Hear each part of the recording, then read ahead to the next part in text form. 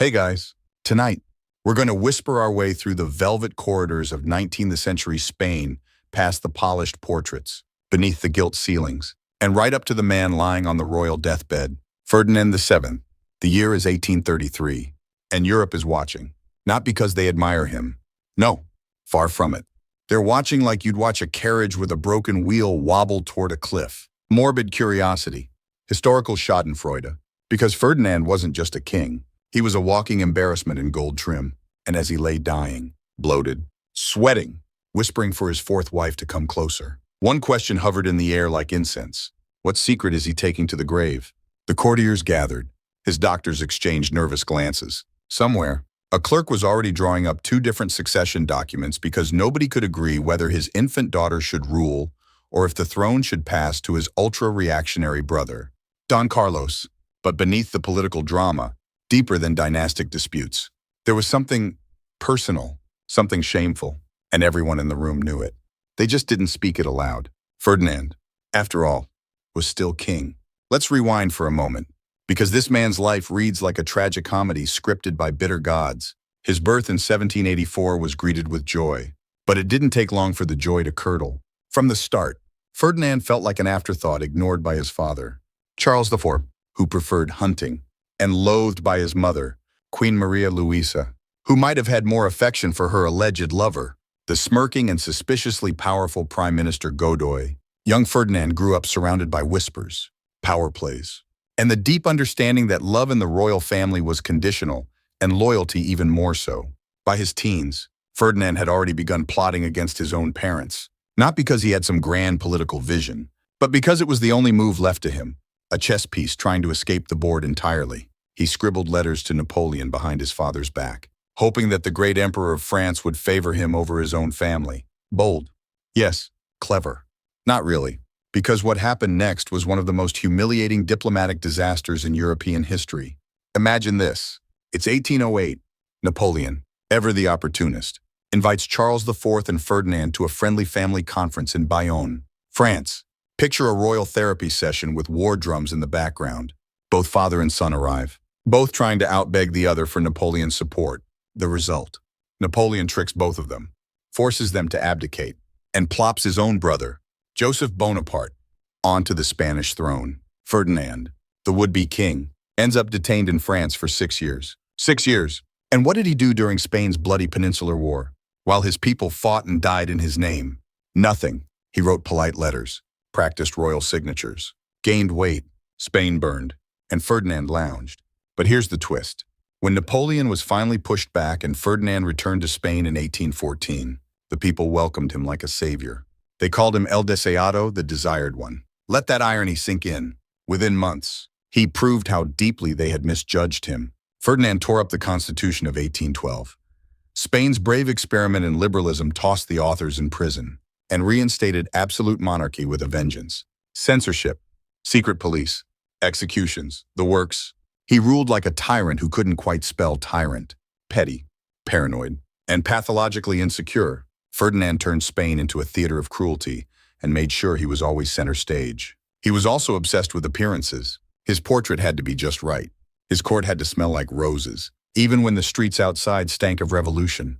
But behind the curtain of pageantry, his personal life was a slow-motion disaster. And this is where the secret begins to ooze in. Because despite marrying not once, not twice, but 4 times, Ferdinand struggled to do the one thing every monarch was expected to do without question: produce an heir. Years passed. Whispers grew. Was it a curse? A disease? A divine punishment? Or something far more physical and far more humiliating? By the time he married his 4th wife, Maria Cristina of the Two Sicilies, he was already in his late 40s and very, very ill. Syphilitic, some said. Others spoke of grotesque surgeries, of leeches applied to unspeakable places, of royal interventions so invasive that they became court jokes whispered behind silk fans. But then miracle. She got pregnant. At last, except not everyone believed it. Some said she'd secretly taken a lover. Others believed it was a surrogate situation. A few swore Ferdinand was so deformed below the waist that conception was a physical impossibility. No one dared say it publicly, of course, because Ferdinand was king, and kings are not impotent, even when they are. So now we're back at his deathbed, 1833. A dying man, a child daughter, and a Europe full of enemies. His brother Don Carlos is circling like a vulture, backed by hardline conservatives who want a real man on the throne. Maria Cristina clutches the newborn and declares herself regent. And Ferdinand is silent. Because what can he say? Admit the child isn't his. Admit his body failed the crown. Admit that the greatest monarch of Spain since the Bourbons returned was a lonely, broken, sterile man whose entire reign was a performance. He says nothing. He just dies. And in that silence, the secret festers. Spain descends into the Carlist Wars. Europe laughs behind closed doors. And Ferdinand VII becomes not the savior Spain desired, but the tragedy it couldn't look away from. All because of a secret that was never really secret at all. You know that feeling when a royal baby is born and everyone pretends to be thrilled, even if they secretly dread what that child might become? That was Ferdinand VII. From the moment he was swaddled in silk in 1784, no one in the Spanish royal court truly wanted him, at least not in the way children are supposed to be wanted. Not with love, not with warmth, but with anxiety, calculation, and the vague hope that he wouldn't mess everything up. Spoiler, he did. Ferdinand was the son of King Charles IV and Queen Maria Louisa of Parma, a royal pair who were about as inspiring as cold gravy. Charles was gentle, slow, and utterly uninterested in ruling. Maria Louisa, meanwhile, was razor-sharp, temperamental, and possibly conducting an affair with Manuel Godoy, a dashing, ambitious noble who somehow went from royal guard to prime minister to suspected baby daddy in record time. In this power triangle, young Ferdinand was a pawn, an inconvenient child with the crown in his future, but no allies in the present. His mother never hid her disgust for him. Some whispered she resented his resemblance to Charles. Others said she thought Ferdinand was too clever for his own good. Whatever the truth, one thing was clear. Maria Luisa never mothered her son. She managed him. And that management came with consequences. Ferdinand, despite growing up in palaces filled with fine tapestries and imported chocolates, developed a soul shaped by suspicion. He learned early that everyone around him wanted something, and that love came with sharp edges. His tutors drilled Latin and Catholic doctrine into his head, but skipped over little things like compassion or perspective. He was taught to obey, to lie, to manipulate, and to watch his back. By the time he was 15, Ferdinand had the posture of a prince but the temperament of a jilted butler. He kept his face blank and his voice soft. But inside, he seethed. He hated Godoy. He hated his mother. He even distrusted his father, who floated through life like a distracted fisherman. And above all, he resented that nobody seemed to see him as a real prince. He was the heir, yes, but also the afterthought. And then came the letters. At age 16, Ferdinand started secretly writing to Napoleon Bonaparte, who was busy rearranging Europe like a spoiled child with a chessboard. Ferdinand's letters were desperate and clumsy. Offers of alliance, pleas for support, declarations that he, unlike his parents, truly understood greatness. Napoleon, amused but disinterested, filed the letters away like invitations to a party he'd never attend. Still, it was enough to prove that Ferdinand wasn't just sulking in the corner. He was plotting.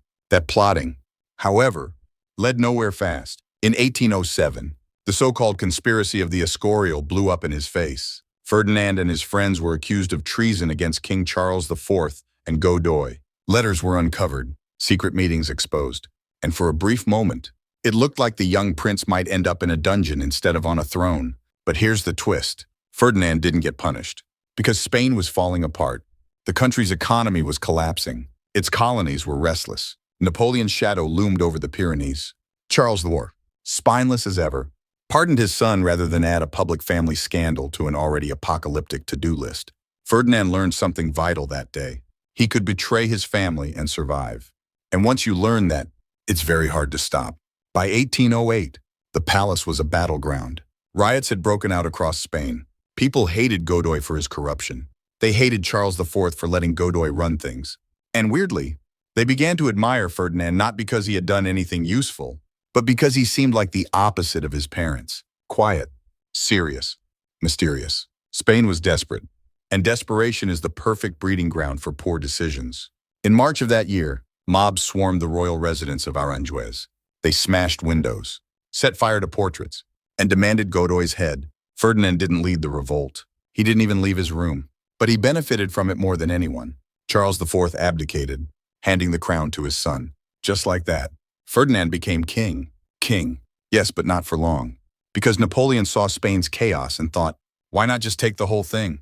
He invited Charles, Ferdinand, and Godoy to France under the guise of diplomacy, then promptly arrested them all. It was, frankly, a masterclass in manipulation. Napoleon installed his brother Joseph on the Spanish throne, declared Spain a new and improved kingdom, and sent Ferdinand off to the Château de Valence, where he would spend the next 6 years eating cheese, playing cards, and watching Europe burn. Spain, meanwhile, descended into horror. The Peninsular War began one of the bloodiest, most savage conflicts in European history. Spanish guerrillas fought French troops in the streets. Entire towns were razed. Civilians were massacred. And all the while, Ferdinand sat in France doing nothing. He had no army, no allies, and, increasingly, no dignity. He wasn't a prisoner. Exactly. Napoleon gave him nice rooms, good food, even an allowance. But make no mistake, Ferdinand was a hostage in royal clothing. He wrote letters, practiced signatures, tried to charm Napoleon's family. All in vain. The emperor had no use for a weak king with no backbone. By the time Napoleon fell in 1814 and Ferdinand was allowed to return to Spain, he was 30 years old, bitter, paranoid, and utterly unequipped for leadership. But none of that mattered, because when he returned, the people cheered. They saw him as a symbol, a phoenix rising from France's ashes. They called him El Deseado, the desired one. And Ferdinand, he believed the hype, believed it so hard that he immediately shredded Spain's constitution, arrested the reformers, and re-established absolute monarchy with the enthusiasm of a man who thought the Enlightenment was a passing fad. He had no real plan, no vision, just a deep need to control something. Anything after spending so much of his life being discarded. He became a king fueled by revenge, surrounded by flatterers, and haunted by the knowledge that nobody had truly wanted him. Not as a child, not as a prince, and not even now, when his head wore the crown. But Ferdinand clung to that crown like a drowning man clutching a stone, because it was all he had left. If you've ever thought your family was dysfunctional, let me introduce you to the Spanish Bourbons. Because if therapy had been invented in 18th century Madrid, the royal palace would have needed a dozen full-time counselors, a priest on call, and probably an exorcist. Ferdinand VII didn't just inherit a kingdom, he inherited the messiest, most passive-aggressive group of relatives since the gods of Mount Olympus. Let's start with his father, Charles IV, technically king, emotionally absent, and so uninterested in actual governance that he basically outsourced the job to someone else, namely Manuel Godoy, the real star of this domestic soap opera. Godoy was handsome, ambitious, and suspiciously fast-rising for someone who started out as a low-ranking royal guard. By 1792, he was prime minister. By 1797, he had married into nobility. By the time Ferdinand was in his teens, Godoy was the man running Spain, and possibly also sharing the Queen's bed. Yes, Ferdinand's mother, Queen Maria Luisa, was many things clever, politically active, and utterly ruthless, but maternal was not one of them. She never showed Ferdinand the warmth one might expect from a mother, but lavished attention, some would say too much, on Godoy. The rumors weren't subtle. Foreign ambassadors reported on it. The Spanish public gossiped about it. Pamphlets openly depicted Godoy as the true power in the palace, both politically and physically. Imagine growing up in that house. Your mother possibly hates you. Your father prefers taxidermy and hunting. And the man who commands more respect than either of them is a glorified palace bodyguard who now eats dinner with them every night and might actually be your mother's lover. It's no wonder Ferdinand began nursing a grudge the size of the Iberian Peninsula. As he grew older, Ferdinand began cultivating his own political circle, one made of conservative nobles, priests, and anyone who hated Godoy. He was quiet, polite, and oddly formal, which gave him a kind of solemn mystery that people mistook for leadership. But let's be clear, this was not a bold reformer waiting in the wings. This was a bitter teenager with a growing vendetta. In 1807, when the country was struggling under the weight of economic collapse, unpopular alliances with France, and looming war, tensions at court finally exploded, and Ferdinand made his move. He tried to officially depose his father. Yes, a formal attempt to coup your own dad. He wrote Napoleon yes, that Napoleon essentially saying, "Hi, Emperor, I know Spain's a mess, and my parents are idiots. If you help me take over, I promise I'll be a really good boy." Napoleon, amused as always by royal dysfunction, didn't reply right away. But the Spanish crown certainly noticed. The whole thing was discovered, labeled the conspiracy of the Escorial, and Ferdinand was arrested inside the palace walls. His friends were imprisoned, his supporters scattered. For a moment, It looked like Ferdinand's rise had ended in disgrace, but Charles IV hesitated. Public unrest was growing. Godoy was increasingly hated by both commoners and aristocrats alike. And Charles, well, Charles wasn't exactly brave. Rather than publicly shame his own son and further stain the Bourbon name, he chose to pardon Ferdinand and quietly let the scandal fade. But nothing faded, because just a few months later, all hell broke loose in the mutiny of Aranjuez. This time, it wasn't a conspiracy. It was an open riot. Commoners stormed the royal palace demanding that Godoy be removed from power. Fearing for his life, Godoy hid in a coal shed. Yes, a literal coal shed where he was dragged out by an angry mob days later. Charles IV, panicked and completely spineless, abdicated on the spot. He handed the crown to his son, Ferdinand, who had never fought a battle, led a campaign, or governed a village, let alone a kingdom in crisis. But this wasn't a story of triumph. It was a setup, because just weeks into Ferdinand's rule, Napoleon summoned him and his father to Bayonne under the pretext of diplomacy. The Spanish people didn't love this idea. Some suspected foul play, but the Bourbons, as always, played right into the trap. When Ferdinand arrived in France, Napoleon forced him to renounce the throne, then made his father renounce it again, just to be extra petty. Then, with both Bourbon kings effectively humiliated, Napoleon installed his own brother, Joseph Bonaparte, on the Spanish throne. And just like that, Spain had a French king. And Ferdinand, he was exiled politely, of course, to the Château de Valençay in central France. He lived comfortably, but was completely cut off from events in Spain. No army, no allies, no wife, just chess, embroidery, and a slow-growing fear that he might die forgotten. Back in Spain, the royal family's drama became a national tragedy. The Peninsular War exploded. Spanish partisans and British allies fought French forces in a conflict that would rage for 6 bloody years. Towns were destroyed, villages massacred, and amidst it all, the ghost of Ferdinand VII loomed large.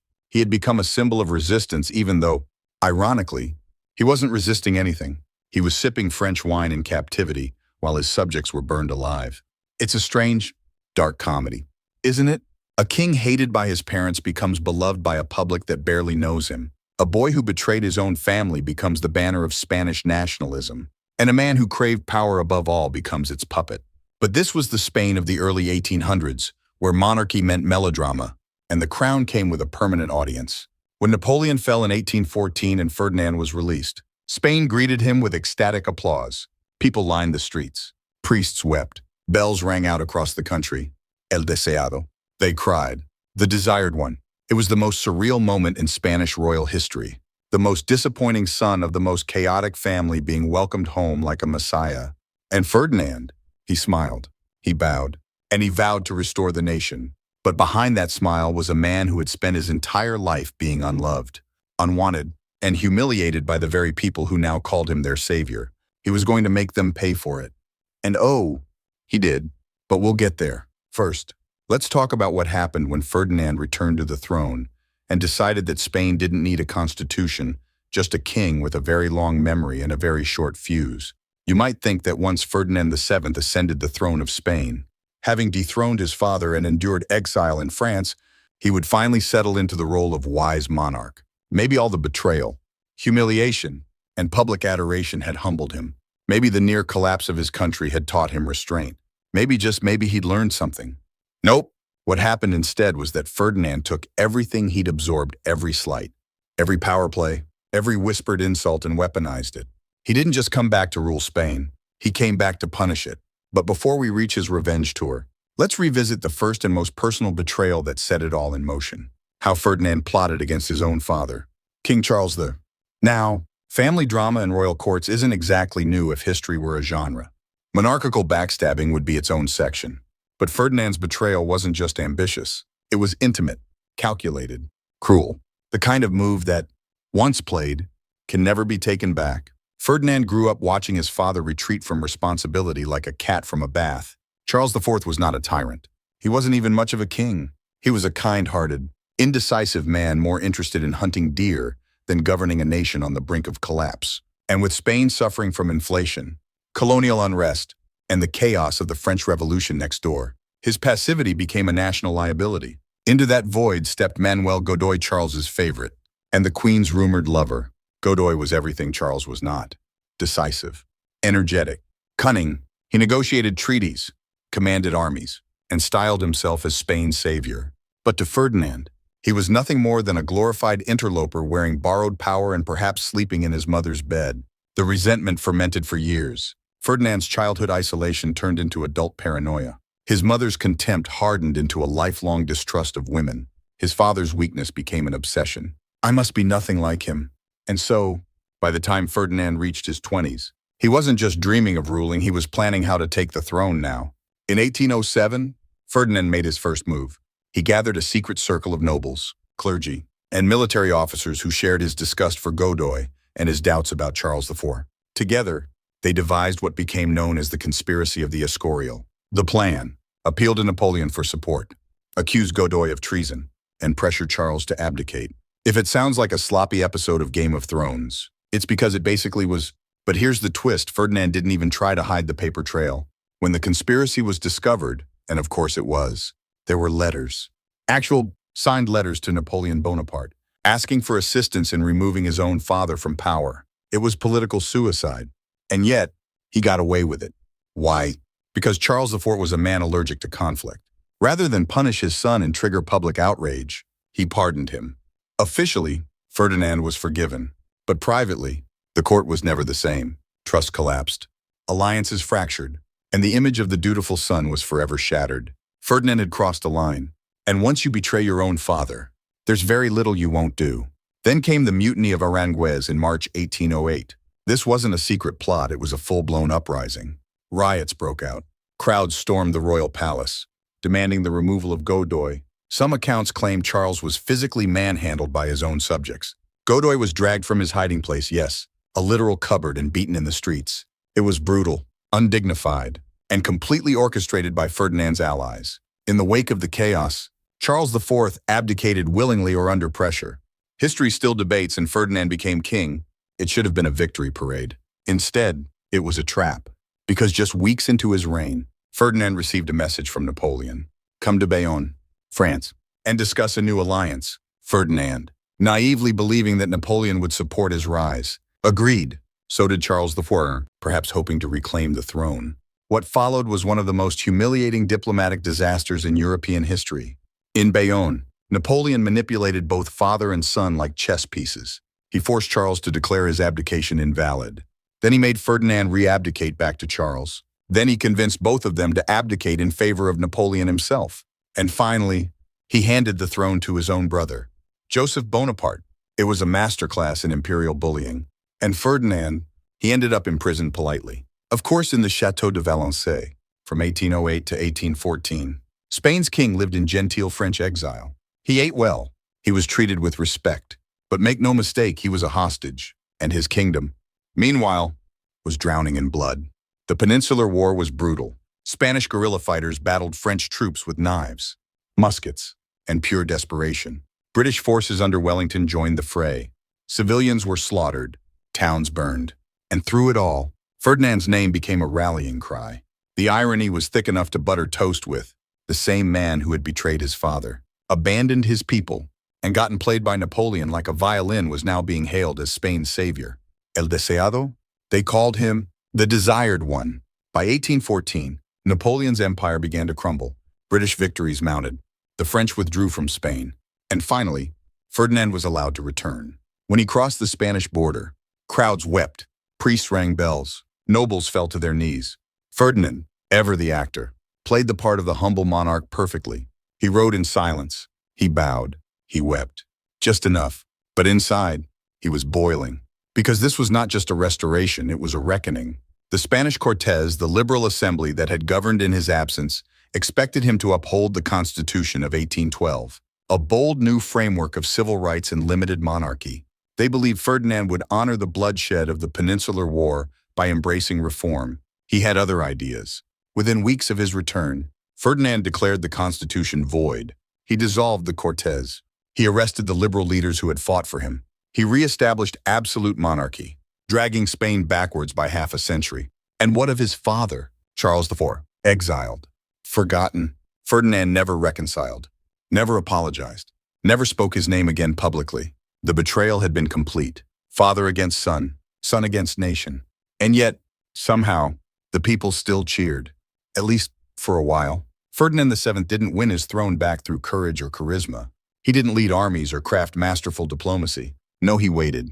He sat quietly while Napoleon's empire buckled under the weight of its own ambition, while French soldiers died in Spanish streets, while British troops under Wellington pushed across Iberian hills. And when it was finally over, when Spain was a ruined mosaic of burned villages and broken families, he stepped back into power with all the grace of a man claiming a prize he never earned. But let's not pretend he was passive the whole time. While exiled in the luxurious Château de Valence, Ferdinand was more than just a political ornament on Napoleon's mantelpiece. He was a pawn, but a willing one, a decorative hostage who smiled politely, dined on French delicacies, and sent letters filled with theatrical devotion to the emperor who had stolen his crown. He played the long game very long, and when it came time to return to Spain in 1814, he arrived not as a hero of war, but as a walking question mark. What kind of king would he now be? Spoiler, not a good one. Spain was fragile, shattered. Really, the war had hollowed out its treasury, its people, and its soul. But instead of reconstruction or reform, Ferdinand offered a performance, one of absolute monarchy, of divine right, of God put me here, and everyone else can go to hell. Within weeks of his return, he ripped up the Constitution of 1812, a liberal document created in his absence by the very people who fought for Spain's freedom. It offered representation, civil rights, an actual parliament. To Ferdinand, it was treason wrapped in parchment. He had those who drafted it arrested. Some were executed, others exiled. Suddenly, Spain wasn't a country healing from war, it was a country plunged into paranoia. The king's spies scurried through taverns and churches. Printing presses were shut down. Universities were censored. And the Inquisition, yes, that Inquisition was unofficially revived. People had fought for freedom. Ferdinand gave them fear. And yet, somehow, Napoleon still lingered like a ghost in his mind, because Ferdinand's time in France had shaped him, warped him. He both admired and loathed the emperor who had humiliated him, and like many traumatized rulers, he attempted to imitate the man who broke him. But where Napoleon had charisma, Ferdinand had suspicion. Where Napoleon inspired armies, Ferdinand imprisoned thinkers. And while Napoleon built empires, Ferdinand built a paper monarchy held together by arrests and anxiety. Still, for the first few years of his reign, it worked. The army obeyed, the church clapped. The nobles smiled as their privileges returned. Spain, though bruised, wasn't yet boiling, but time eroded everything. By 1820, a wave of revolution swept across Europe. Liberal uprisings broke out in Naples, Piedmont, and even within Ferdinand's own military. Soldiers who had once fought for Spain's independence now demanded independence from Ferdinand. The final straw came in Cadiz, where a group of army officers meant to sail to South America to suppress colonial rebellions refused to go. They mutinied instead, demanding a return to the Constitution of 1812. It worked. With rebellion spreading like wildfire, Ferdinand panicked. He pretended to accept the liberal constitution, swore loyalty to the new Cortes, and posed once again as El Deseado. But if there's one thing Ferdinand couldn't do, it was share power. For 3 years, Spain entered what's called the Liberal Triennium, 1820-1823. It was awkward. Think, a king who secretly hates democracy forced to pretend he loves it. He obstructed every reform, undermined every decree, and quietly begged foreign monarchs for help. And help arrived in the form of the 100,000 Sons of St. Louis. That's not a band name. That's a real army. In 1823, France, now under Bourbon rule, again invaded Spain with a massive force, authorized by the Congress of Verona to rescue Ferdinand from his own people. It was a royalist intervention dressed in holy robes. And just like that, the liberal experiment was crushed. Ferdinand returned to power. This time, more bitter, more paranoid, more dangerous. He undid every reform. He re-established censorship. He hunted down liberals, freethinkers, former revolutionaries, anyone who had dared question his divinely sanctioned incompetence. The prisons filled. The gallows creaked. Spain entered its darkest chapter. But Ferdinand still had a problem, one that no amount of censorship or executions could fix. He had no heir. He had married 3 times already. His first 2 wives had died young and childless. His third, Maria Josepha Amalia of Saxony, was sweet, devout, and terrified of him. She died without producing a child. By his late 40s, Ferdinand was bloated, syphilitic, and increasingly immobile. His body was failing. Time was running out. And the court began whispering, again. Enter wife number 4, Maria Cristina of the 2 Sicilies, a lively young woman nearly half his age. The marriage was political. Of course, alliances, dynasties, all that jazz. But it also came with immense pressure because she had one job: get pregnant, fast, and miracle of miracles she did. In 1830, Maria Cristina gave birth to a daughter, Isabella. Ferdinand rejoiced. Spain's reaction? Mixed, because there was a problem. A very big one. Spain had something called the Salic Law, which barred women from inheriting the throne. That law had been imported from France and reinforced under the Bourbons. So while Ferdinand was delighted to finally have a child, others, especially his ultra-conservative brother Don Carlos, began sharpening their swords. If Isabella couldn't legally inherit the crown, then Don Carlos was next in line. Ferdinand panicked. In one of his last acts of royal drama, he issued the Pragmatic Sanction, revoking Salic law and declaring his daughter the rightful heir. Spain split instantly. Liberals supported Isabella and Maria Cristina, seeing them as a softer path forward. Conservatives rallied around Don Carlos, who promised to undo even Ferdinand's minor reforms and return Spain to absolute monarchy and medieval Catholic purity. It was the seed of civil war, and Ferdinand, he watched it unfold from his deathbed, too weak to walk, too sick to speak clearly, and haunted by the knowledge that his entire reign, every betrayal, every execution, every power grab had led to a Spain more divided than ever. He died in 1833, bloated, decaying, and feared, the man Napoleon once toyed with, the man Spain once desired, the king who left behind a throne and a time bomb. When Ferdinand VII finally died in 1833, it was almost a relief. The man who had spent nearly 2 decades oscillating between tyrant, puppet, exile, and autocrat had taken his last breath, and with it, left Spain dangling off the edge of a precipice, because death did not silence the drama. If anything, it lit a fuse. The question hanging over the kingdom wasn't just who would rule, it was who was allowed to rule. See, Ferdinand's final years had been consumed by a singular obsession, producing an heir. After 3 childless marriages, his 4th wife, Maria Cristina, finally bore him a daughter, Isabella. In 1830, most people would have popped the champagne. But for the Spanish Bourbons, this birth was the equivalent of handing someone a torch and pointing at a powder keg. According to Salic law, which Spain had borrowed from the French Bourbons, women couldn't inherit the throne. The law was crystal clear. No matter how many portraits of cherubic baby princesses Ferdinand commissioned, that meant the next legitimate heir was Ferdinand's brother, Don Carlos, a staunch ultra-conservative who made Ferdinand look like a flaming liberal. And Don Carlos had a fan club, a large, angry, armed fan club. In the years leading up to Ferdinand's death, Maria Cristina had maneuvered furiously. With the king's blessing, she pushed through the Pragmatic Sanction, a decree that effectively overturned Salic law and named baby Isabella as heir. The ink was barely dry before the deathbed curtain fell, and suddenly, Spain had a problem. A 3-year-old queen and a very adult uncle who wanted the job. Cue Civil War. The conflict that erupted became known as the First Carlist War, 1833-1840. And it wasn't just a family squabble over titles. It was a bloody, existential crisis for a nation already worn thin by war, repression, and political whiplash. At its core, the war was a fight between 2 visions of Spain. On one side, the Isabelino supporters of Queen Isabella II and her regent mother, Maria Cristina. They were backed by liberals, constitutionalists, urban elites, and progressives who hoped, desperately, that a female monarch might steer Spain toward modernization and away from the specter of Inquisition-flavored absolutism. On the other side, the Carlist loyalists to Don Carlos, who believed monarchy came from God, not paperwork. They rallied traditionalists, rural populations, and die-hard clerics. Their slogan, God, country, and king, a catchy way of saying no girls, no reform, no fun. The war was messy, brutal, full of ambushes, betrayals, and small towns caught between forces they didn't understand. Neither side had the strength for a decisive victory, but the Isabelinos had the edge in resources, international support, and access to Spain's central institutions.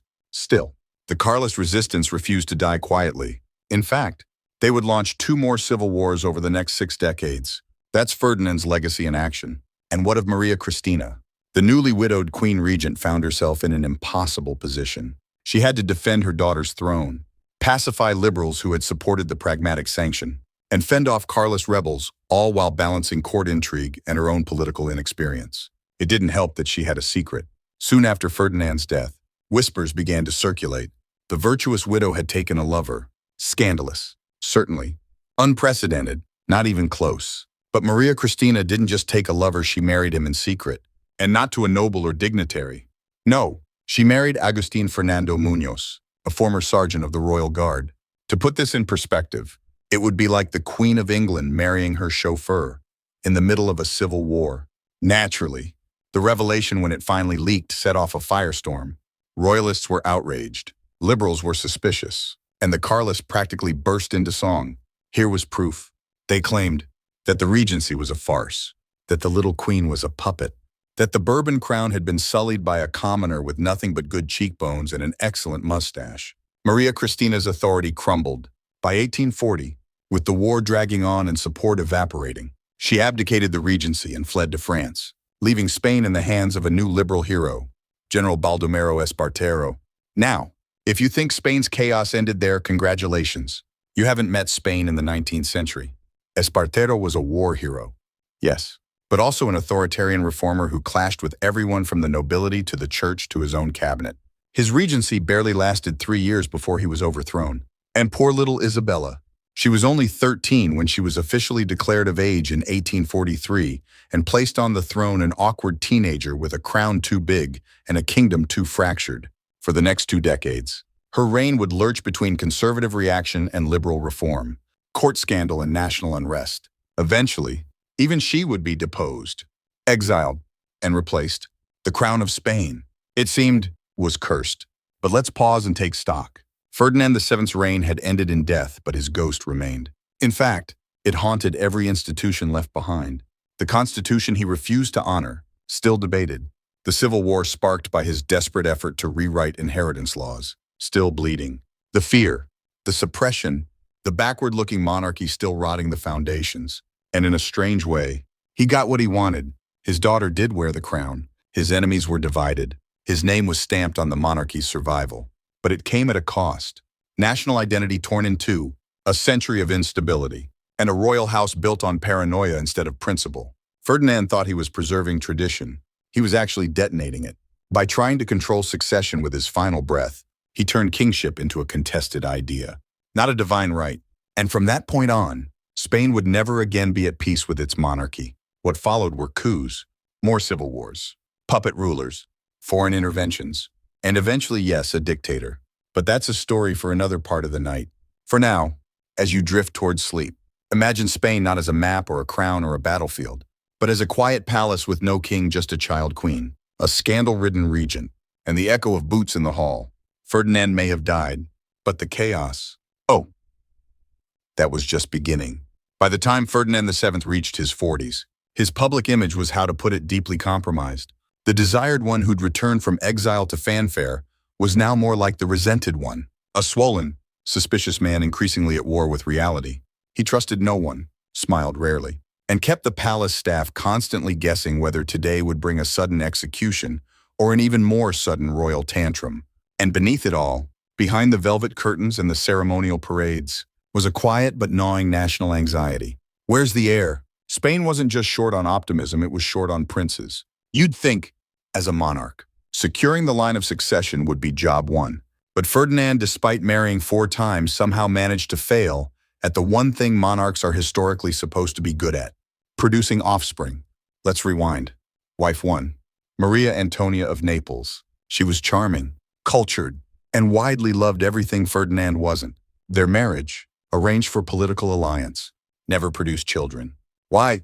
Depends who you ask. Some say Ferdinand was too aloof. Others whisper that illness and poor health on both sides made consummation rare, awkward, or medically impossible. What we do know is that Maria Antonia died young, likely of tuberculosis, though some at court suspected poison. A few even muttered that the queen's health never stood a chance because Ferdinand was too cold to warm her. Spanish courtiers never lacked imagination. Wife 2, Maria Isabel of Portugal.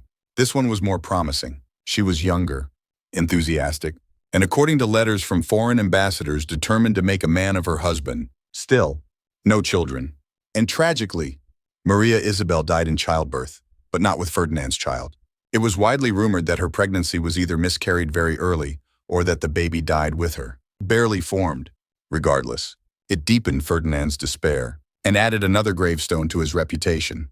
Now, 2 wives down and no heir in sight, the gossip grew louder. Was Ferdinand cursed? Infertile, hexed by French witches, or worse, simply incapable. Because buried beneath these royal tragedies was a far more delicate issue, one no one dared say aloud but everyone whispered behind fans and goblets. The king may have been impotent. Medical records, of course, are scarce, but contemporary letters from diplomats suggest the king underwent a number of strange, desperate treatments in the 1820s. Leeches applied to his groin, blistering herbs, scalding baths, and even electrotherapy. One Parisian observer recorded that Ferdinand had resorted to oriental tonics and private operations, phrasing that makes modern doctors wince and historians lean in. Whatever the truth, one thing was certain: Ferdinand was running out of time. Enter wife 3, Maria Josepha Amalia of Saxony. Young, devout, terrified. She was barely 15 when they married, and reportedly so pious she refused to share a bed until a priest told her it was her Christian duty. Their marriage was awkward, distant, and, surprise, childless. Ferdinand, now middle-aged, obese, and suffering from gout, was hardly a romantic figure. One palace aide wrote that the queen spoke more with her confessor than with her husband. When she died at just 25, the court barely blinked. Another queen gone, another chance at succession, poof. By this point, Spain had had enough. The lack of an heir wasn't just a personal tragedy, it was a national crisis. Without a clear successor, the throne would default to Don Carlos, Ferdinand's ultra-traditionalist brother. And if that happened, liberals feared a return to medieval absolutism. Progressives fidgeted. Foreign powers watched nervously. So when Ferdinand married wife 4, Maria Cristina of the Two Sicilies, it wasn't just romantic. It was urgent. Maria Cristina was smart. She knew what the job required. And most importantly, she delivered. In 1830, to thunderous bells and jubilant parades, she gave birth to Isabella. Finally, a child. An heir. Well, sort of. See, Isabella was a girl. And Spain's legal framework, thanks to the Salic law, explicitly prevented women from inheriting the throne. It didn't matter that she had royal blood or that she was healthy. She was born with the wrong chromosomes. And Spain, stuck in its Bourbon traditions, wasn't ready to bend. But Ferdinand was. Maybe it was fatherly love. Maybe it was political panic. Maybe it was fear of Don Carlos and his reactionary agenda. Whatever the reason, Ferdinand did the unthinkable. He revoked Salic's law. The Pragmatic Sanction of 1830 declared that his daughter would inherit the throne. Period. It wasn't just a royal decree, it was a declaration of war. Because Don Carlos and his supporters saw it as illegal, heretical, and deeply insulting. They claimed the king was manipulated by his wife. They accused Maria Cristina of ruling through seduction. They suggested Isabella might not even be Ferdinand's biological child. A particularly cruel jab, given the rumors surrounding his sexual health. The court split. Nobles took sides. Generals whispered. And Ferdinand, now bloated and in constant pain, watched his country fracture. He tried to hold it all together, reassured ambassadors, sent gifts, swore loyalty to God and tradition while dismantling centuries of patriarchal law. But by then, his body was failing.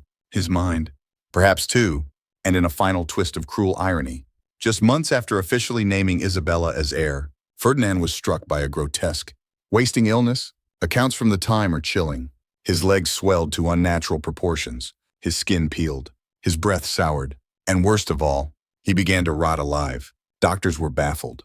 Theories ranged from diabetes and kidney failure to gangrene and syphilis. Whatever it was, it stripped him of dignity. His flesh blackened, his speech slurred. His royal bedchamber reeked of death. As he lay dying, courtiers rushed to ensure Isabella's succession. Don Carlos gathered troops. Spain braced for civil war. And Ferdinand, sick, humiliated, betrayed by the body that had betrayed him for decades, finally slipped into unconsciousness. He died on September 29, 1833. No one mourned him deeply. Some feared what would come next. Others sighed in relief. And a few, in hushed tones, muttered that perhaps the king who had betrayed his father, his people, and 3 of his wives had finally betrayed himself. By now, you've probably realized that Ferdinand VII's life was less of a royal chronicle and more of a prolonged national melodrama, equal parts tragedy, horror, and black comedy. But if one chapter has come to define the full absurdity of his reign, whispered in diaries, concealed in censored letters, and echoed in the giggles of foreign courts, it is the tale of his bedchamber. Not his throne room, not his council chamber, but his private, dimly lit, velvet-draped bed, because buried in the shadows of statecraft and succession was a rumor so persistent, so deeply embarrassing, that generations of Spanish historians treated it like a family secret no one dared say out loud. The king couldn't perform, and when a king's body fails, it's not just a medical issue, it's a political crisis. Let's be clear, this wasn't a private embarrassment. This was a full-blown court obsession. For years, Ferdinand's failure to father a son, or any child at all, had inspired every possible explanation: divine punishment, childhood trauma, black magic, venereal disease, even an ancient curse placed upon the Bourbon line. But as the years passed and 3 wives came and went without a single viable heir, gossip curdled into speculation. Foreign ambassadors began reporting not just the political implications, but the mechanics of the royal failure. Letters from the Austrian envoy referred to Ferdinand as an indolent man with no appetite for the marital duty. The British diplomat described the royal couple as living apart in practice, if not in address. And one particularly bold French pamphlet circulated in 1829, describing the king's abdicated loins and a supposed royal member of such fragility. It would require divine intervention to produce a crown prince. This was not flattering stuff. But Ferdinand wasn't amused. He was furious, humiliated, desperate to disprove the whispers echoing across Europe's drawing rooms and opera boxes. So, naturally, he turned to medicine, or at least 19th century approximations of it. What followed was an era of deeply unsettling experimentation. Ferdinand subjected himself to a parade of treatments that today would land a physician in prison and a patient in the ER. There were tonics laced with mercury, plasters soaked in Spanish fly, bleeding rituals, leeches applied to the inner thigh, even electric stimulation, yes. You read that, correctly administered in short bursts to awaken the dormant energies. It gets worse. Several contemporary sources, though cautiously worded, refer to a surgical procedure performed in the late 1820s. No formal records exist. Of course, royal surgeries weren't exactly posted to the public bulletin, but one Austrian diplomat recorded that His Majesty was subject to a delicate rectification of form and function in the lower regions. Another source from Portugal hints at an incision intended to liberate certain blocked passages. Whether this was a circumcision, a hydrocele drainage, or something far stranger, we may never know. But whatever it was, it didn't work. The third wife still died without a child. By the time Ferdinand married his fourth queen, Maria Cristina, he was not just physically broken, he was emotionally unraveling. He was obsessed with proving his masculinity. Court officials reported that he spoke constantly of conquering his young bride, and that he insisted physicians confirm her fertility before the marriage. That's right, he had her examined. Meanwhile, he continued his own absurd regimen of potions, prayers, and private rituals, one of which reportedly involved sleeping on a mattress stuffed with virile herbs and burning incense containing powdered rhinoceros horn. No rhinoceroses were available in Spain, so it was imported at great cost from Lisbon. But despite everything, it worked. Sort of. Maria Cristina became pregnant twice. The birth of Princess Isabella in 1830 was a miracle, not just politically, but biologically. Suddenly, the whispers stopped. The international snickers turned into stunned silence. Had Ferdinand, against all odds, actually sired a child? Not everyone believed it. That's where the real scandal began, because the joy of Isabella's birth was quickly darkened by a fresh wave of gossip that the child wasn't Ferdinand's at all. Opponents of the king, particularly supporters of Don Carlos, latched onto the theory that Maria Cristina had taken a lover. Some even named him, a handsome officer in the palace guard who was later quietly reassigned to a distant post. The math, they claimed, didn't add up. Ferdinand's health had been deteriorating. His mobility was limited, and the idea that this decrepit king had suddenly recovered his virility struck many as medically implausible. The claim was whispered, printed, and denied in every major city from Madrid to Paris. Some said Maria Cristina was a clever seductress. Others insisted she was merely doing her duty in silence.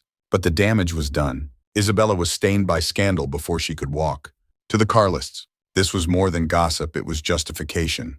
If Isabella wasn't truly Ferdinand's daughter, then she had no right to the throne. The war that would follow wasn't just about law or tradition, it was about blood. And Ferdinand, instead of addressing the matter publicly, retreated into denial. He refused to answer questions. He punished courtiers who brought up the issue. He doubled down on the legitimacy of his daughter and tripled down on the pragmatic sanction, reinforcing it with layers of legal authority, papal blessings, and public declarations. But the silence only fed the fire. Behind palace doors, the scandal consumed every conversation. In salons, nobles debated whether the heir was legitimate. In cafes, commoners joked about the king's miracle. And in secret societies, Don Carlos's agents plotted to use the story to fuel their rebellion. The irony, of course, is that even if Isabella was Ferdinand's daughter, the damage was done. The fact that so many found it believable that a king would fake paternity to preserve power tells us more about Ferdinand's reign than any royal edict ever could. He had built his kingdom on suspicion. And now, suspicion was all that remained. When Ferdinand finally died, the court wasted no time enshrining his legacy in polished marble and perfumed propaganda. The baby queen was paraded. The regency was confirmed. Don Carlos was denounced. But behind the velvet curtains, a secret lingered, a question that would never be answered. And that may be the most humiliating part of all. Because kings can survive war, exile, rebellion, even revolution.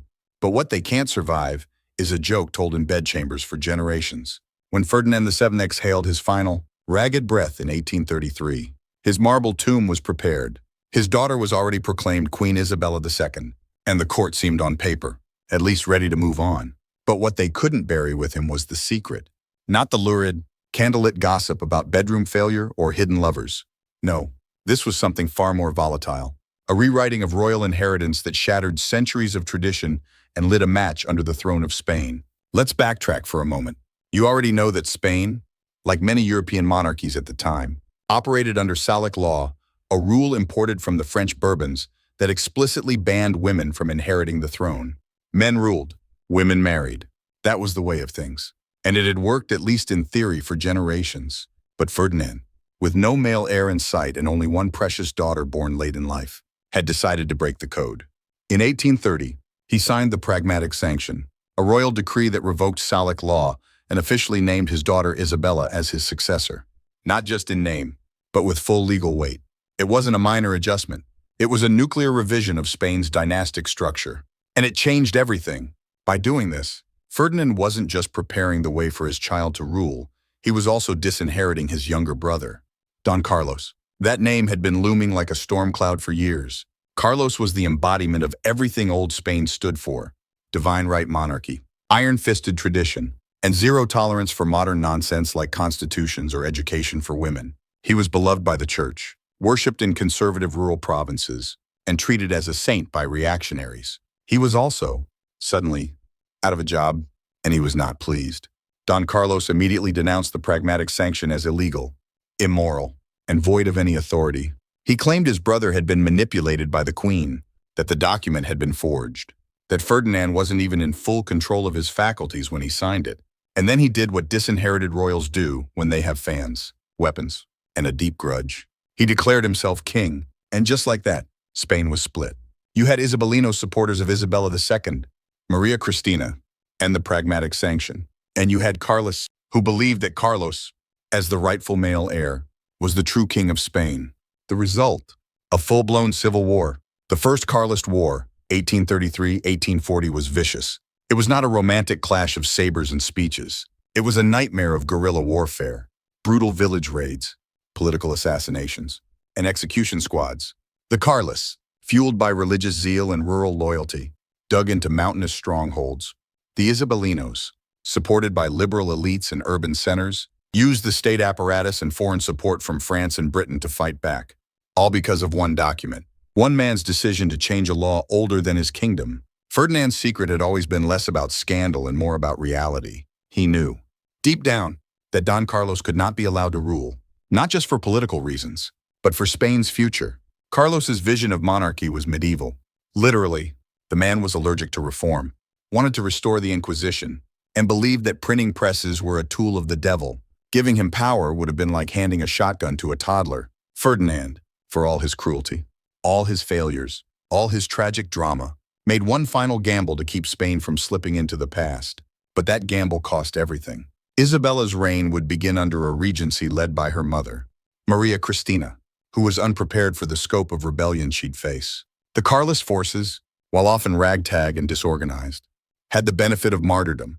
Don Carlos portrayed himself as a religious savior, a protector of the people against liberal corruption and immoral government. Even worse for the crown, the legitimacy question never went away. Was the Pragmatic Sanction valid? Did Ferdinand even have the legal authority to override centuries of royal inheritance law? Was Isabella even his child? The whispers gained strength each time Isabella cried during official portraits. Every time Maria Cristina blinked during a speech, every time a Carlist pamphlet showed up in a church pew or a market stall, the war raged for 7 long years, devastating villages, emptying treasuries, and carving lines not just across Spain's geography, but its very soul. Even when it ended in a fragile peace and exile for Don Carlos, the damage had been done, and the legacy of Ferdinand VII, his final secret, lived on. Because the Carlism he unintentionally created didn't die. It simply mutated. Carlos's descendants continued to claim the throne for decades, spawning 2 more Carlist wars, 1872, 1876, and a brief uprising in the 20th century. These weren't just royalist pipe dreams. They were real threats, backed by armies, churches, and traditionalist communities who never accepted Isabella as legitimate. Even into the 1900s, Carlist claims would haunt Spain's monarchy, popping up in right-wing politics, anti-liberal movements, and rural rebellions, all because Ferdinand VII, in a final, desperate act, rewrote history with his pen and hoped no one would read the fine print. It's funny in a dark way.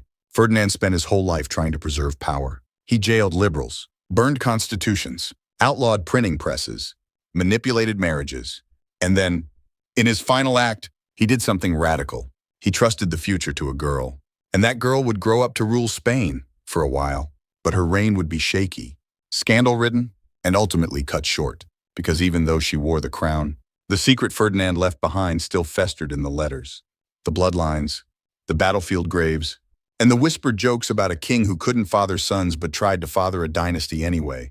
As you drift to sleep tonight, imagine that signature, a quill scratching across the pragmatic sanction, Ferdinand's hand trembling from gout and grief, his advisors exchanging glances, his queen biting her lip. The moment the law was signed, Spain's fate was sealed, and so was his legacy. Not with glory, not with peace, but with a civil war wrapped in a cradle. So here we are, Isabella II, not even 3 years old, suddenly crowned queen of a fragmented Spain. Her crown was real. Her throne was carved from history. But let's be honest, this was not a fairy tale. This was the beginning of a slow-moving political earthquake, and the tremors would last decades. Her father, Ferdinand VII, had barely gone cold in the crypt when the war he unintentionally triggered began to smolder. You see, it wasn't just a power struggle.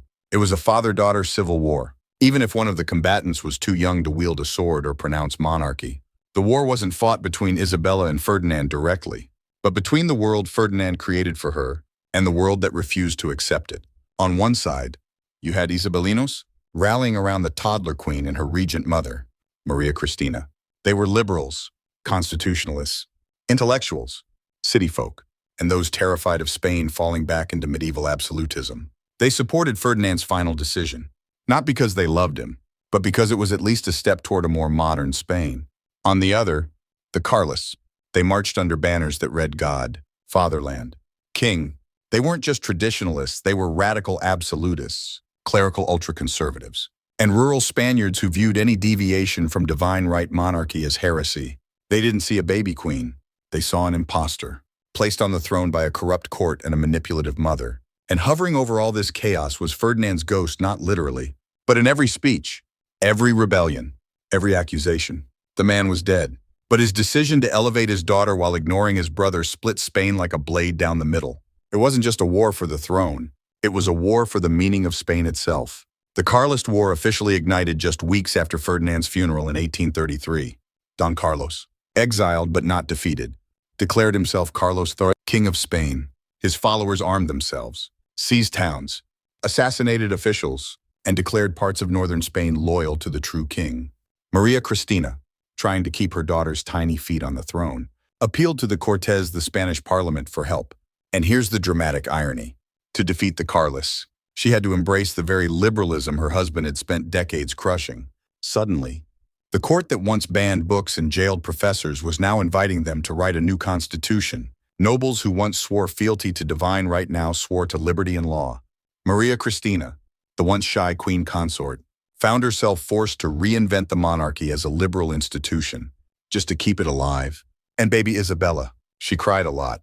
She toddled through gilded rooms while generals barked orders and ministers debated the limits of royal power. She posed for portraits with enormous crowns that slipped over her ears. And every night, as gunfire echoed across the countryside, someone probably whispered fairy tales to her in a voice trembling with fear. But don't mistake her for a passive figure, even as a child. Isabella became a symbol of change, of hope, of betrayal. Her face was printed on coins. Her name was invoked in war speeches. Rebels shouted it in anger. Liberals clung to it like a shield. And while armies clashed in Navarre and Aragon, the real battle was fought in narratives. To the Carlists, Isabella was a fraud, an innocent, perhaps, but still a symbol of a corrupt, foreign-driven, female-dominated conspiracy. They published pamphlets suggesting she wasn't Ferdinand's child. They painted Maria Cristina as a Jezebel. They accused the regency of forging documents, bribing bishops, even poisoning conservative nobles to clear the way for Isabella's rule. Meanwhile, the Isabelinos pushed back with equal fervor. They portrayed Don Carlos as a fanatic, a reactionary madman, a threat to everything Spain might become. And while both sides fired muskets, they also fired ideas, trying to win the soul of a country bleeding out in its own civil war. But here's where it gets darker. This wasn't a clean war of uniforms and front lines. It was dirty, personal, brutal. Villages were burned, priests executed, families torn apart. Carlists dragged suspected liberals into the streets and shot them without trial. Isabelinos responded with torture and forced exiles. Children were orphaned by the thousands. Roads were littered with the dead. It was the kind of war that left no monuments, only ghosts. And through it all, Maria Cristina clung to the regency like a lifeboat in a storm. She made alliances, broke promises, reshuffled cabinets, and whispered sweet nothings to France and Britain for help. She married a former guardsman in secret. She smiled in public and cried in private. She tried desperately to keep Spain from falling apart. And to be fair, she kind of succeeded. By 1840, the First Carlist War ended not with a bang, but with exhaustion. Don Carlos fled into exile. His sons would continue the fight in future generations. But for the moment, the monarchy was safe. Isabella, now a preteen, was still queen.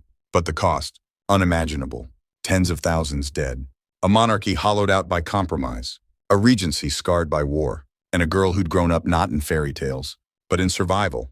And yet, what makes this so tragic isn't just the bloodshed or the politics. It's the origin, because all of it, every body, every burned village, every shattered family traces back to one moment in 1830, when Ferdinand VII signed the Pragmatic Sanction. One man's shame about his own legacy, one man's desperate wish to control the future, one signature, and the dominoes began to fall. So when historians say Spain fought a civil war, what they really mean is Spain paid the price for a secret hidden in the royal bedchamber. Ferdinand wanted to be remembered as a strong king. Instead, he became the ghost in every Civil War headline, the unspoken root of decades of unrest. His daughter may have worn the crown, but his shadow wore the kingdom, and that, perhaps, is the cruelest legacy of all. By the time the dust settled in 1840 and the First Carlist War came to its grudging close, Spain was technically still a monarchy, still ruled by Queen Isabella II, who was, by then, a bewildered child monarch being shuffled between palaces like an awkward heirloom no one really knew what to do with.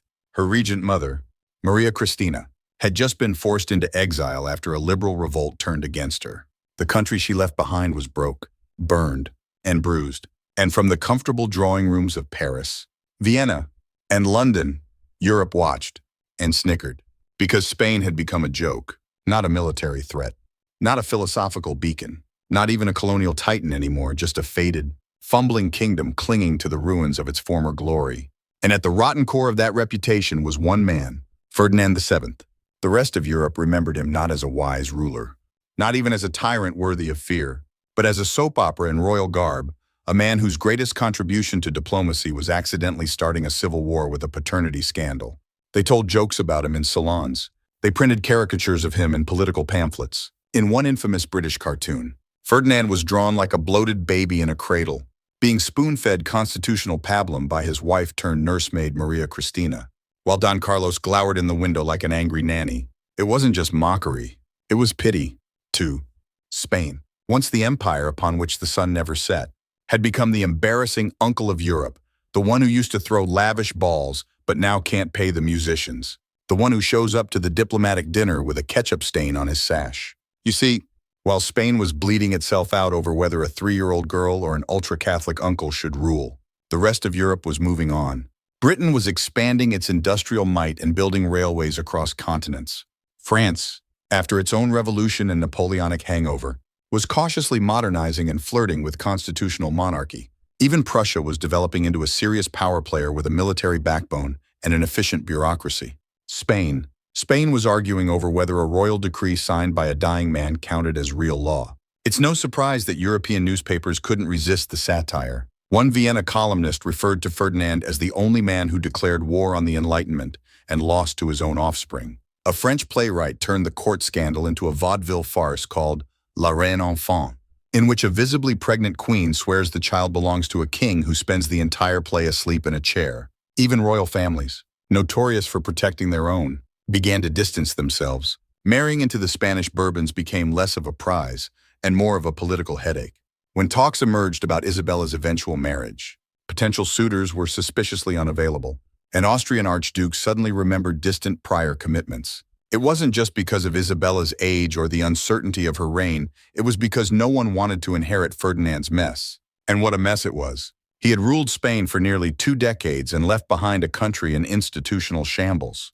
The treasury was empty. The army was divided. The church, once his ally, had been pulled into political warfare and alienated half the population. The constitution had been rewritten, revoked, and rewritten again so many times that no one was really sure which laws applied on any given Tuesday. Worst of all, the monarchy itself had become a political orphan. To liberals, it was a necessary evil useful only in resisting the even worse Carlists. To conservatives, it was a betrayal, a throne hijacked by a woman and a child. To the average Spaniard, it was increasingly irrelevant.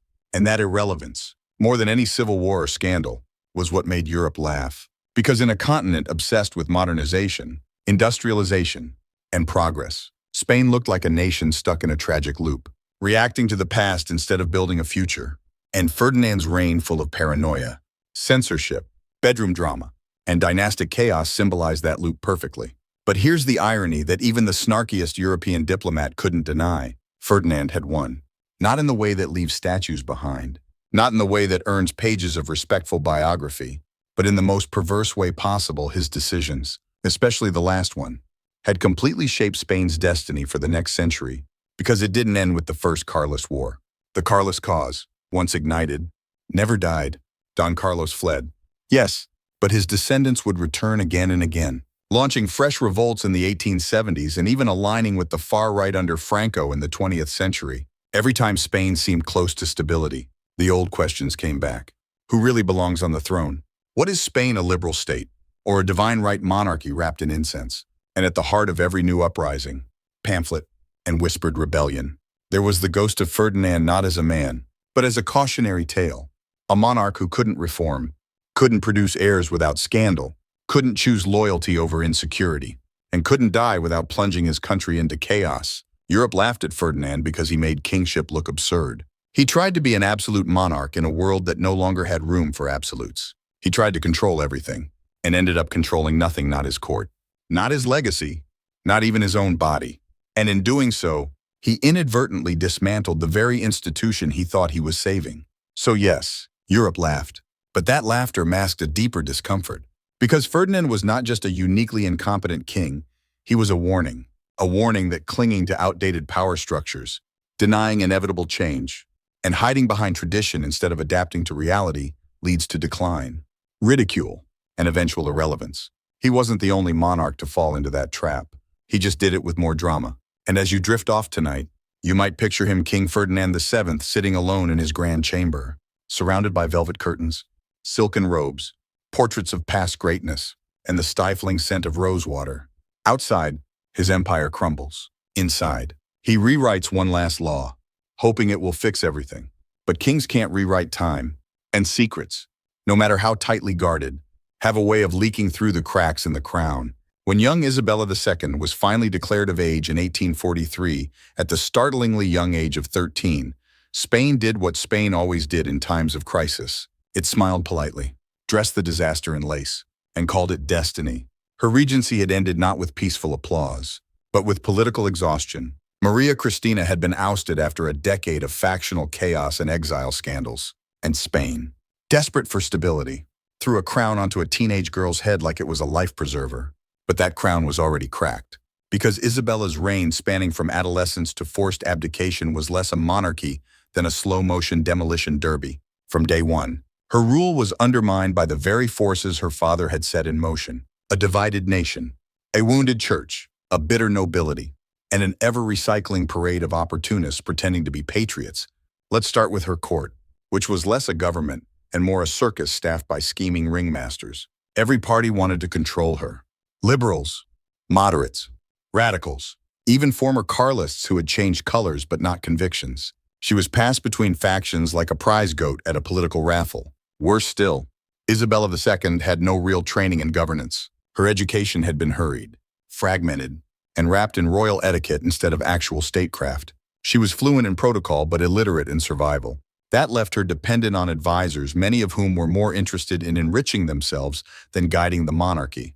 And yet, Spain pinned its hopes to her anyway, for a moment, because here was the gamble. Maybe, just maybe, a young queen could stabilize a broken nation by simply being there, a symbol of continuity, a neutral monarch above the fray. A new Elizabeth, a Spanish Victoria, except Isabella wasn't Elizabeth or Victoria. She was Isabella, and she was complicated. Rumors followed her like perfume in a palace hallway. She was said to be impulsive, moody, erratic, and emotionally volatile. Whether these were exaggerated or politically weaponized, we may never know, but they stuck. And in a deeply patriarchal Spain, a young woman's behavior mattered more than a king's incompetence ever had. Which brings us to her marriage. Oh, the marriage. If Isabella's reign had a Shakespearean low point, it was her forced union with Francisco de Assis, her double first cousin and possibly the most mocked man in 19th century Spain. The pairing was so disastrous it became an open joke across Europe. Even Isabella herself reportedly reacted to the proposal by declaring, "He is effeminate and impotent." The political class didn't care. The marriage happened anyway, engineered by the court to avoid giving power to a foreign prince. Or worse, another factional upstart. It was a union of convenience soaked in disappointment.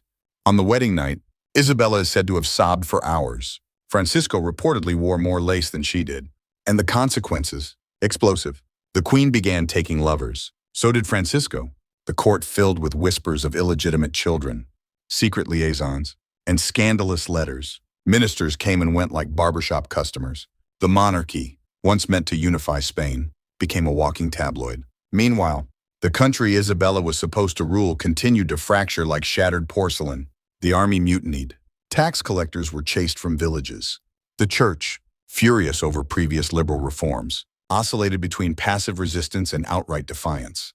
And the Carlists, they weren't done. Even in exile, Don Carlos's sons and grandsons continued to spark revolts. The Carlist cause evolved into a generational ideology, no longer just about a man but about a vision. Ultra-conservative, anti-liberal, anti-modern, and fiercely religious. Every failure in Isabella's reign gave them oxygen. Every scandal gave them ammunition. By the 1850s, Spain was essentially a rotating dictatorship under monarchic dressing. Generals like Baldomero Espartero and Leopoldo O'Donnell ran the country while pretending the queen was still in charge. Cabinets were swapped like playing cards. Constitutions were rewritten on demand. One year the government was liberal. The next it was absolutist again. And in between it was exhausted. And the people, they stopped caring. The peasantry no longer saw the monarchy as sacred. The cities, meanwhile, were awakening to republican ideals being smuggled in from France and Italy. Trade unions began whispering about workers' rights. Newspapers, now uncensored in some areas, printed poems mocking the throne. Even the once loyal church began eyeing the royal family with skepticism. By the 1860s, Isabella had lost almost everyone her popularity, her advisors, even her own military. In 1868, a coalition of liberals, disgruntled generals, and radical exiles launched the Glorious Revolution, a bloodless name for what was, in reality, a messy, determined rebellion to end her reign. And they succeeded. Isabella fled to France, her son in tow. Her legacy in ruins. She abdicated in 1870. Spain, for the first time in centuries, had no monarch. It would flirt with a republic, then restore a monarchy with her son, Alfonso XIII. But Isabella, she was done. She died in exile. Still titled but irrelevant, a queen who had worn the crown but never controlled it. And yet, despite everything, it wasn't really her fault. Isabella II inherited a throne built on lies, propped up by a dying man's signature, maintained through political manipulation, and hollowed out by scandal before she ever reached puberty. She was handed the burden of a kingdom torn between centuries and expected to hold it together with a teenager's hands. That she failed should surprise no one. What's surprising is that Spain even survived. So tonight, as the candlelight flickers and your eyelids begin to fall, Think of her not as a failed monarch, but as a tragic heir, thrust into power by the man who couldn't face his own irrelevance. Ferdinand VII built a royal stage made of secrets. And Isabella, she was the understudy who had to perform when the curtain rose. No script, no applause, only history, waiting to critique her every move. When Isabella II stumbled into exile in 1868, dragging a tarnished crown behind her and watching her country erupt into revolution from the comfort of a French drawing room, many believed Spain had finally closed the book on its monarchic melodrama. But Spain doesn't close books. It rewrites them, tears them up, rewrites them again, then throws them into the fire for warmth during a coup. Because even after the glorious revolution dethroned the last monarch of the house of Ferdinand VII, his shadow still lingered over every political chamber, church pew, and battlefield. Spain wasn't done with the consequences of that one secret signature, scribbled in a shaky hand as Ferdinand lay dying. Let's recap. He changed the succession to favor his daughter, kicking off a civil war. That war shattered Spain's sense of national unity and turned monarchy into a ticking bomb. His daughter's reign, built on weak legitimacy and surrounded by scandal, collapsed into anarchy. Now she was gone. So, what next? Spain, briefly and bravely, tried something new. A monarchy without Bourbons. That's right. In 1870, after a lot of constitutional shoulder-shrugging and furious parliamentary back and forth, the Cortes Spanish parliament decided to import a king like you might import a prize greyhound. Enter Amadeo I of Savoy, an Italian noble with a noble jawline and absolutely no idea what he was walking into. Amadeo was smart, idealistic, and deeply confused. He stepped off the train into a country where the queen had just been exiled. The liberals were already fighting each other. The Carlists were preparing another revolt. And the man who invited him to rule had been assassinated literally the night before he arrived. Spain greeted him with a shrug and a riot. His reign lasted 2 years. 2 chaotic, thankless, bullet-dodging, constitution drafting, mutiny avoiding, sleep-deprived years. Amadeo I abdicated in 1873, declaring Spain ungovernable. He wasn't wrong, so Spain tried again, with a republic. It lasted 11 months. That's not a metaphor. The First Spanish Republic, founded on lofty ideals and lots of shouting, collapsed under the weight of 5 presidents in under a year, a regional independence crisis, and a general public that couldn't agree whether it preferred liberty or lunch. By 1874, even the most hardened Republicans were saying, fine, bring back the monarchy, but can we get one with less scandal this time? So the pendulum swung back. And guess who they brought in? Not Don Carlos's descendants. Not some fresh noble from Germany or Britain. No, they reinstated the son of Isabella II, Alfonso IV, the very same boy who had fled with her into exile. Now a man, with better publicists and much lower expectations. Alfonso was marketed as a clean slate. Spain prayed for peace, and for a time, it actually got some. Alfonso IV reigned from 1874 to 1885, and while he wasn't a transformative leader, he was remarkably not terrible, which, after decades of chaos, felt like a blessing. His reign introduced the Turno Pacifico, a system where liberal and conservative parties would take turns in power to prevent civil war. Yes, it was rigged. Yes, it was cynical, but it worked, at least for a little while. And yet, the aftershocks of Ferdinand VII's rotten crown still rumbled beneath the surface. The Carlist movement refused to die. There were fresh uprisings in 1872 and again in the 20th century.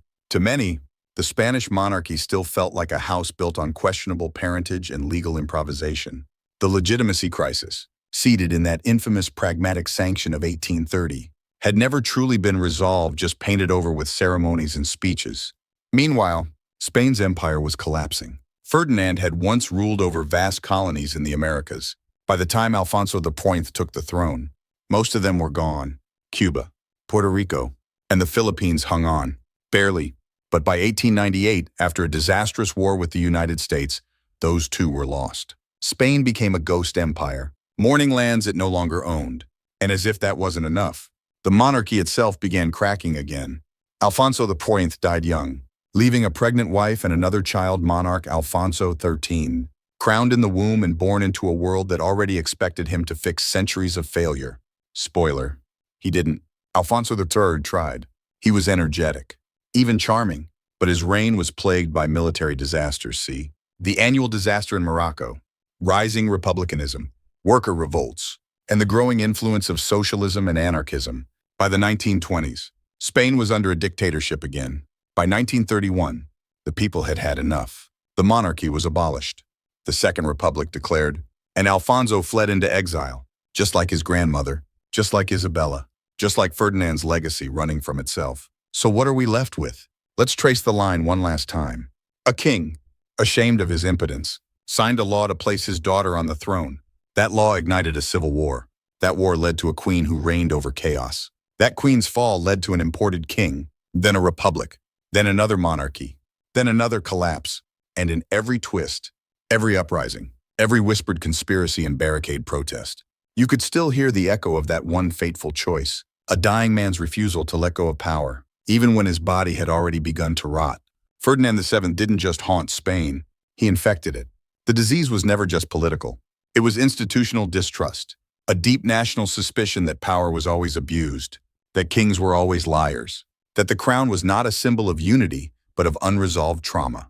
So tonight, as we draw the blanket tighter and let sleep drift in like fog over ruined palaces, remember, history isn't just about what people do. It's about what they refuse to admit.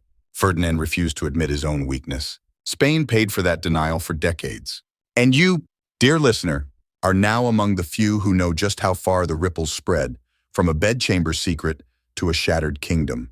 By the time the 20th century rolled toward Spain like a slow avalanche of modernity, the monarchy Ferdinand VII had clung to so desperately was a shell of its former self. The palace still stood, the crown still glittered in ceremonies, and the national anthem still played when the king entered a room. But behind the curtains, it was clear, this was a legacy nobody truly wanted, least of all the people burdened with upholding it. Because what does it mean to inherit a throne built on doubt? For Alfonso XIII, the great-grandson of Ferdinand VII, it meant smiling at parades while dodging questions about legitimacy that still hadn't died. It meant pretending Spain was a stable constitutional monarchy while fires burned in Barcelona, anarchists planted bombs, and generals plotted coups in smoky cafes. His entire reign from 1886 to 1931 was a tragic attempt to stitch together a country unraveling at every seam. You might think that after generations of chaos, Alfonso XIII would try to be a king of the people, a reformer, a peacemaker. And in fairness, he occasionally tried. He supported public works, pushed for modernization, even encouraged early tourism. But he was also deeply addicted to power. Just like his infamous ancestor, he meddled in politics constantly. He played prime ministers like chess pieces. He empowered dictators like Miguel Primo de Rivera to crush dissent. And through it all, he ignored the one lesson Ferdinand's downfall should have taught, that power clutched too tightly always slips through the fingers. Under Alfonso, Spain didn't heal, it simmered. Workers' strikes turned into uprisings. Nationalists in Catalonia and the Basque Country began whispering of independence. Even the military, long a crutch for the monarchy, began to splinter. And then came 1931. In municipal elections that were technically local but emotionally national, pro-Republican candidates won overwhelming support. The message was clear. The monarchy had no future. So Alfonso XIII, like his grandmother Isabella II before him, packed his bags and left without abdicating a royal vanishing act that once again left Spain to sweep up the broken pieces. The Second Spanish Republic was born. And for a brief, brilliant, turbulent few years, Spain dreamed of being something entirely new. A democracy. It was messy, it was fragile, but it was real, until it wasn't. Because the scars of Ferdinand's legacy civil war, absolutism, dynastic feuds weren't gone, they were just dormant. And in 1936, they erupted again. The Spanish Civil War wasn't caused by Ferdinand VII, but his fingerprints were all over it. The distrust of liberalism, the glorification of strongmen, the idea that power must be absolute or not at all.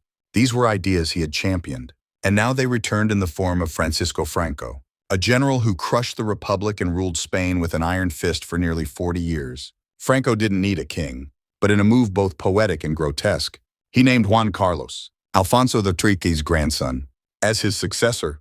The Bourbon line tainted by scandal, propped up by dictators, shadowed by exile was coming home. And here's the most absurd twist in our entire tale.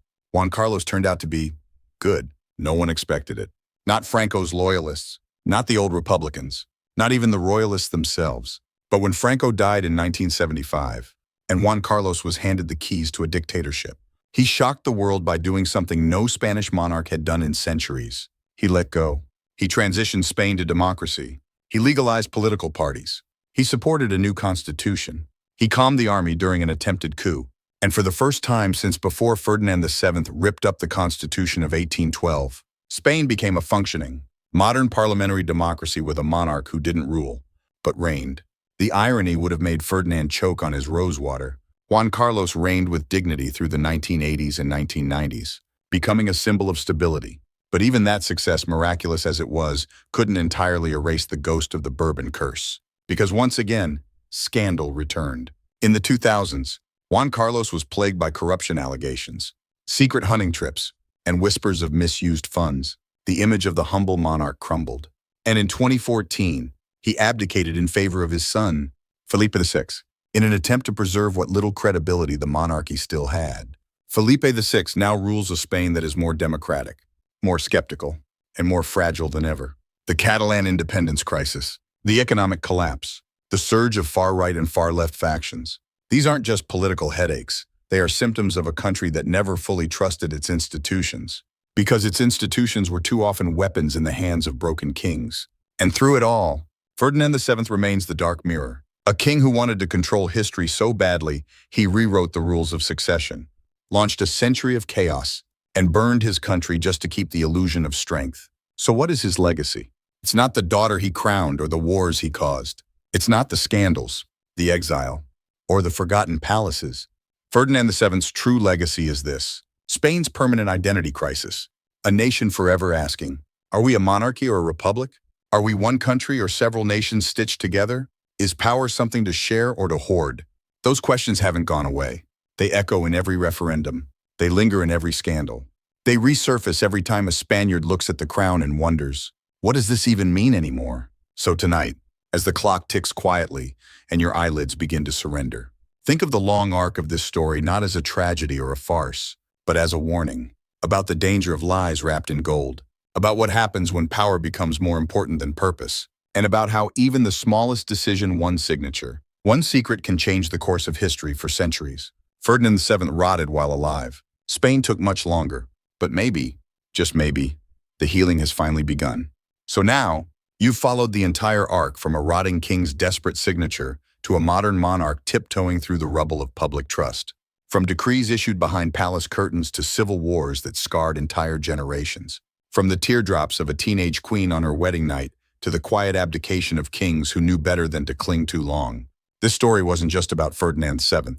It was about how a single act of vanity, stitched into royal silk, can unravel a country's future thread by thread. But let's slow down. Let's look back. Not with fury, but with the soft clarity of late-night thought. You've made it this far not through blood or battle, but by walking barefoot across the memory of a nation. And what do we see now? Standing at the end of the tale, we see a kingdom that never stopped bleeding. Even when the wars ended, the wounds were often internal ideological fractures, betrayals within the court, public disillusionment with institutions that preached unity but practiced exclusion. Spain was not simply ruled poorly, it was haunted by a question it couldn't answer: who deserves to rule? And why? It's a question Ferdinand VII tried to answer by rewriting the rules for himself. He chose pride over clarity, appearance over peace, legacy over logic, and in doing so, he passed down not a crown but a curse, a crown that burned, a throne that tilted, a monarchy that could never quite decide whether it was sacred or scandalous.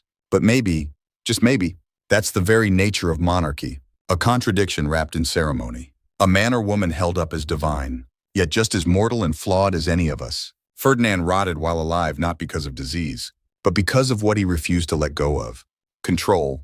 And those who came after him, they were left holding that decaying torch, trying to keep the fire burning without choking on the smoke. Isabella II, rising to power before she could spell her own name, was crowned not with joy but necessity. Her reign, a desperate improvisation, was more survival act than statecraft. Alfonso XIII, her son, was the breath between storms, holding the country together with clever politics and well-timed silences. And Alfonso XIII, poor Alfonso, tried to be modern but drowned in the very waters Ferdinand once poisoned. And Juan Carlos, he was a redemption story until he wasn't. So where does that leave us? In a democracy with a monarch, in a country with wounds that now wear bandages, not armor, in a kingdom that has stopped bleeding but hasn't stopped remembering. Because history doesn't forget the smell of rot, especially when that rot sat on a throne. Still, you've made it to the end. You've walked alongside kings and queens, Generals and rebels, priests and peasants. You've seen the palaces crumble and the republics rise.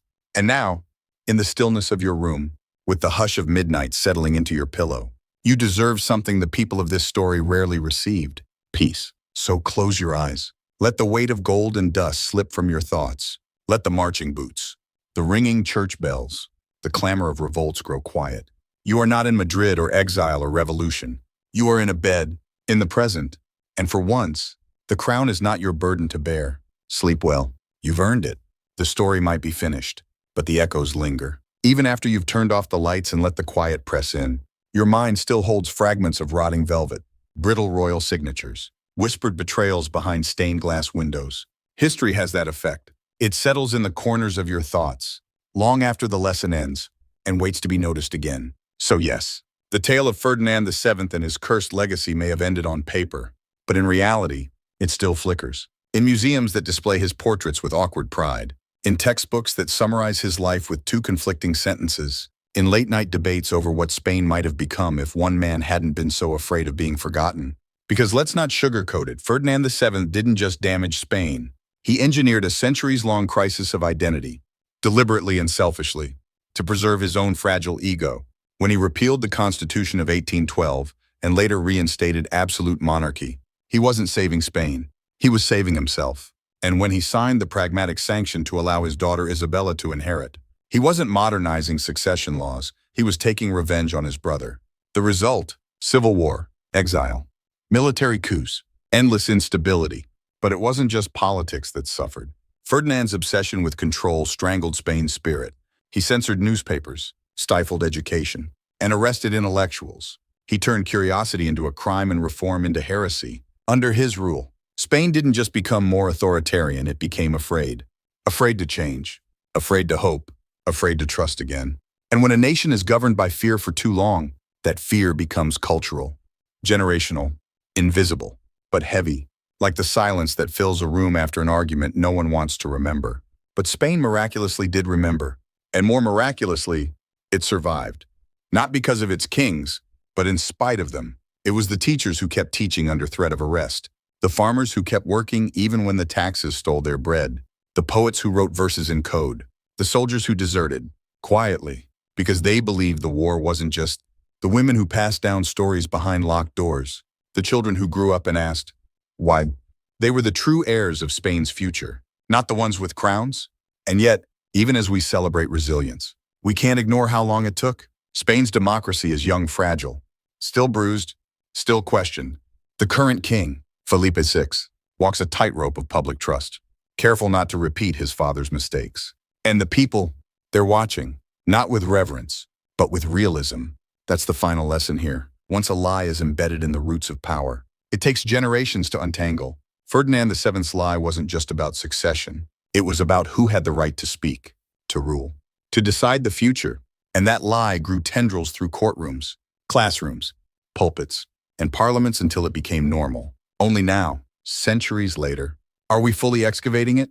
So if you're still awake, still listening, still turning over the strange weight of this story in your head, take a moment to notice something else.